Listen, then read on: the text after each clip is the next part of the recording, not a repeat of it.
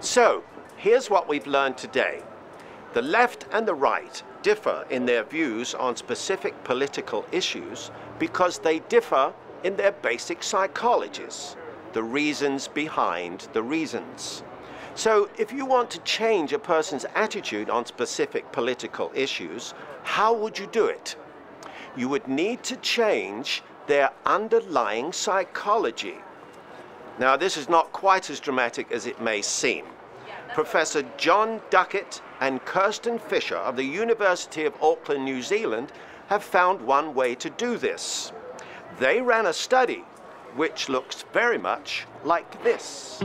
We'll begin with a short questionnaire that will ask you to answer some general demographic questions about yourselves. Students were brought to a lab room and asked to fill out a survey.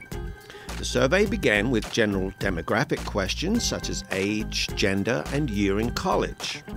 Only one item in this initial information was of real interest. Participants were asked to indicate their general political orientation. After participants had indicated their political orientation, the experimenter asked them to listen to a description of a scenario and to imagine themselves in that scenario, to imagine it actually happening to them. Thank you.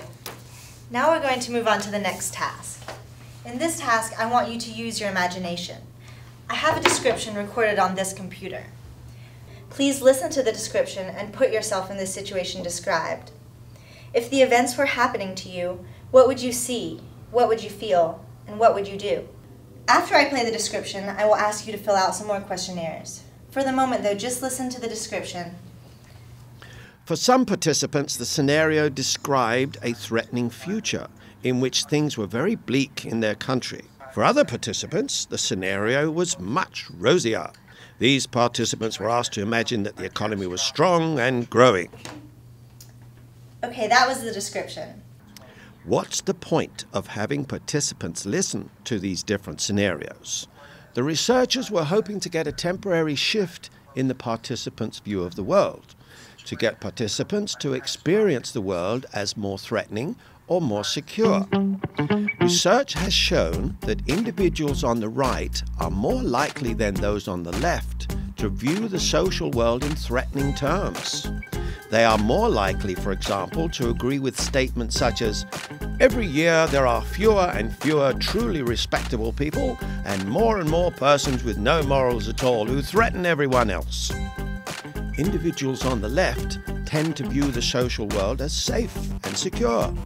They are more likely to agree with statements such as, "My knowledge and experience tells me that the social world we live in is basically a safe, stable, and secure place in which most people are fundamentally good." But what if we could lead participants, regardless of their initial political orientation, to imagine a bleak future and to experience the world as threatening?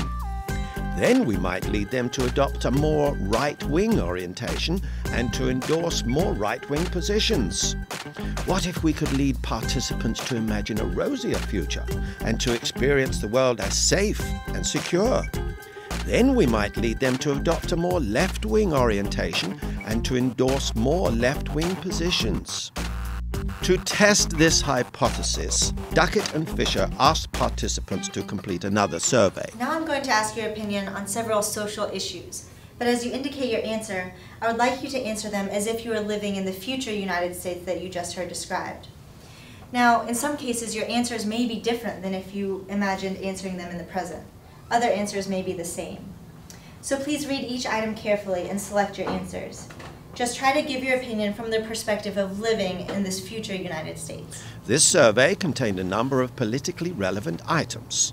Some items reflected a view of the world as hostile or benign. For example, every day as society becomes more lawless, a person's chances of being robbed, assaulted, and even murdered go up and up. Other items reflected political issues on which the left and right tended to differ in predictable ways. For example, same-sex marriage, gun control, and stem cell research. The question was whether listening to the threatening or benign scenarios shifted participants toward the right or the left. The answer is yes, it did. Participants who had imagined a bleak future viewed their current world in more threatening terms and adopted more right-wing values compared to participants who had imagined a more secure future. Although our attitudes towards specific political issues may be influenced by our underlying psychology, our psychology in turn may be influenced by a wide range of factors. For example, are things happening right now that lead you to feel that the world is more threatening or more benign? Do you believe you are in competition with other people or in cooperation with them? Did your parents provide you with strict rules when you were young, or did they allow you to direct your own behavior? All of these factors and more can affect your general psychological orientation and in turn affect your opinion on specific issues. So, when we hear people express political opinions different from our own, it may be useful to think it's not really them talking, it is their motivation talking, their background talking, their worldview talking. All of these and more are influencing our opinions. And when we argue back, it is not really us arguing back, it is our motivations, our backgrounds, and our worldviews talking.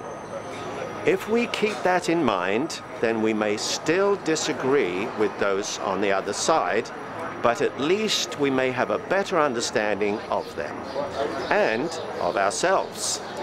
And maybe that's the best we can do. So, I hope you will excuse me while I express some of my personal goals, motivations, and experiences on some specific issues.